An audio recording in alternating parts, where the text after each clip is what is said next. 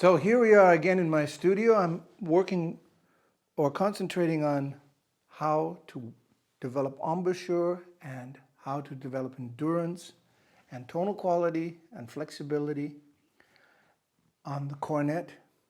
That's a specific instrument for these YouTubes today.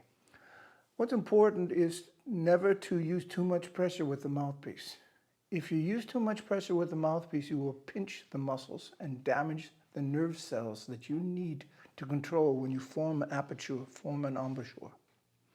If you do this, you will damage your lips and you won't be able to play properly. The tone will suffer and you won't be secure when you play. You must remember that to build muscles, you must do them regularly and in a controlled way. If you do too many exercises at one time and force a muscle, then you can damage it. If you use too much pressure on a muscle that is already tired, you can damage it permanently. Understand that. Now I'm going to take a small barbell here and explain how to develop muscles in a very simple isometric way. If I take this barbell and swing it up, I'm tightening the muscles here and here and here and in the shoulder. And if I release it down, I'm controlling the muscles. So I'm using the muscles in both directions.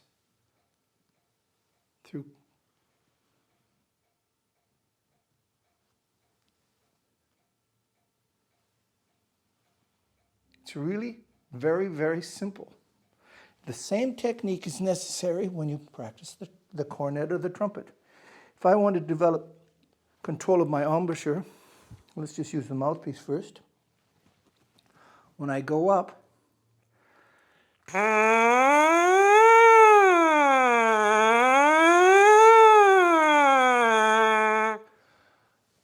tighten the mouthpiece, the embouchure against the mouthpiece. I tighten the muscles of my lips. Now, you can hardly see how much I'm doing that because the massive muscle that's already there has to work very little to do that. But what I'm doing is focusing more tension at the center of the mouthpiece.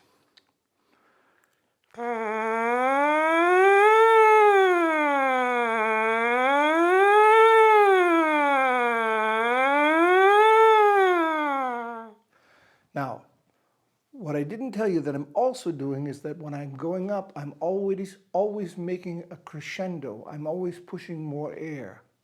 If I didn't push more air, it would sound like this.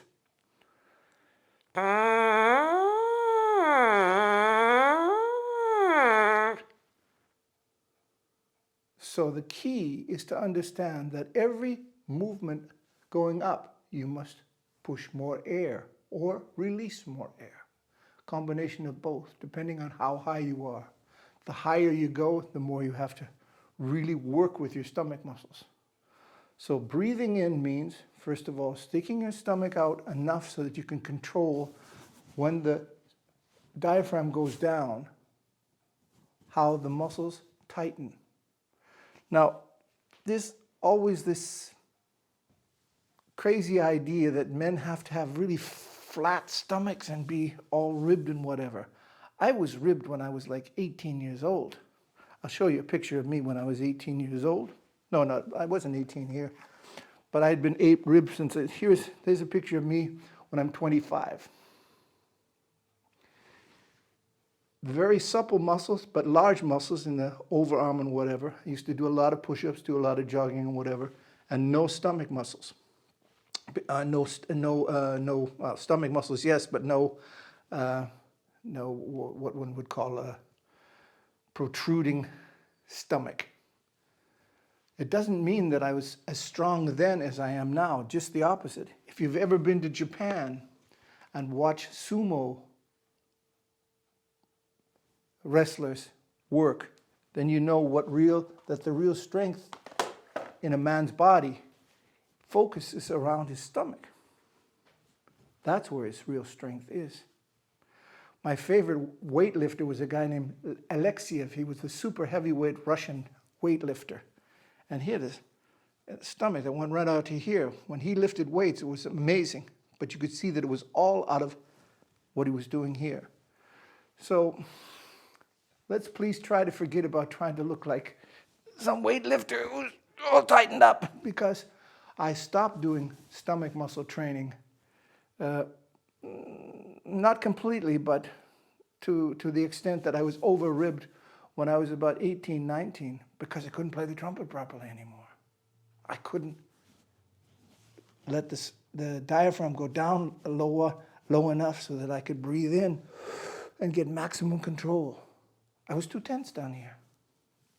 So I know everybody thinks that, well, basically I think the problem is that women tell men that they have to have no stomach, and therefore then that's their problem. But I don't listen to what women say anyway. That's probably the reason that I'm a very happy person in my life.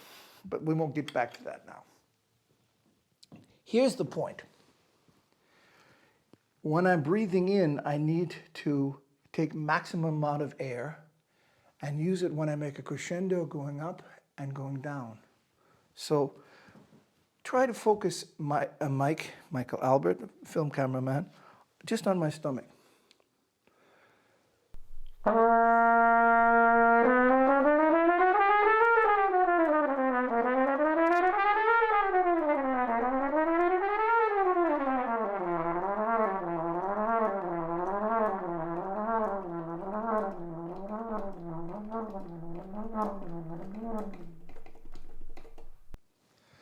So I was continuing to blow air until the air was completely gone.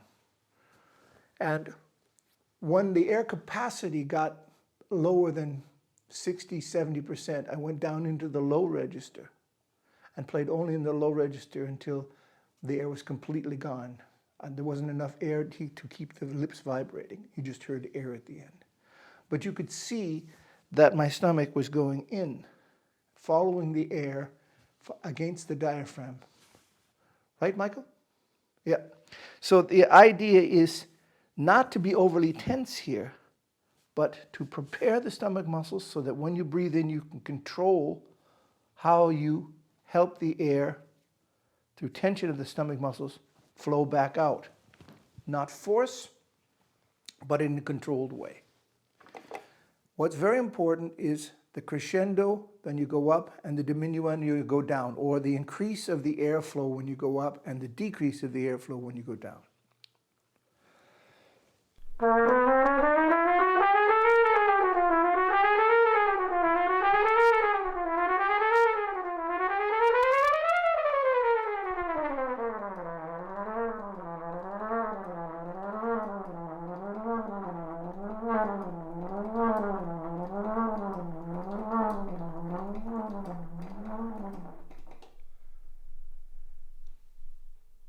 Now this is a technique that Mr. Herbert L Clark, who was John Philip Sousa, there's a picture of John Philip Sousa that I put up here so you know who this guy is.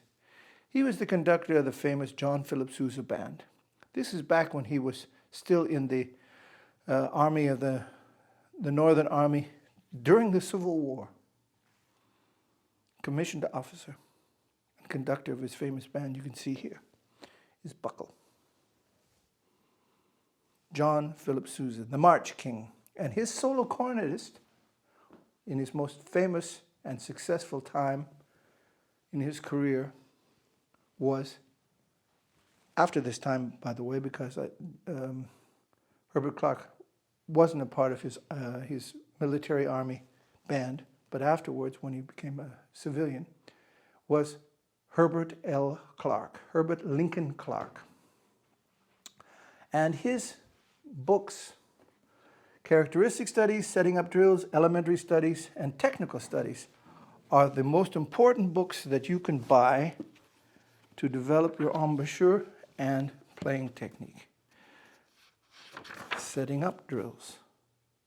This is a composite book of all of his works, Elementary Studies, Technical Studies, Characteristic Studies, and Setting Up Drills, that you can buy perhaps from Carl Fisher, or I don't know, maybe in the internet. I don't know if Chas Collins owns that now or whomever. But anyway, going on straight to the most important book, his most important book, and that is his technical studies. Technical studies for the cornet.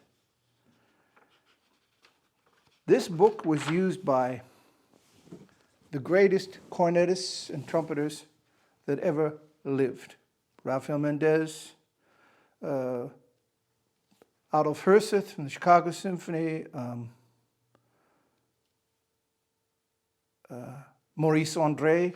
They would practice these exercises every day. What's important here to see is that you play in the low register, start in the low register, pianissimo, and make a crescendo. I suggest only to piano. This is printed. It's not from not written by me. Only the piano is written by me. Crescendo and diminuendo. Now just doing this, and Mike, maybe you can just look over your shoulder, over my shoulder, direct at this music, or when I play it.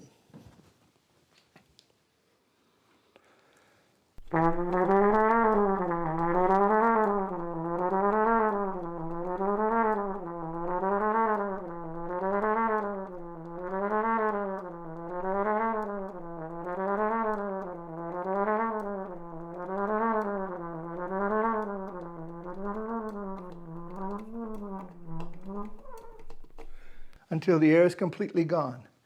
The idea is to develop your air capacity without forcing it and without damaging your lips, because you're playing in a range where you have very little pressure from the mouthpiece. But the pressure, as you're going up, you maintain it, you increase from the air to counteract the necessary pressure of the mouthpiece to tighten up the skin on the lip. You maintain an equilibrium. This equilibrium is the absolute essential aspect of playing, and it can be then taken on into all musical aspects of playing.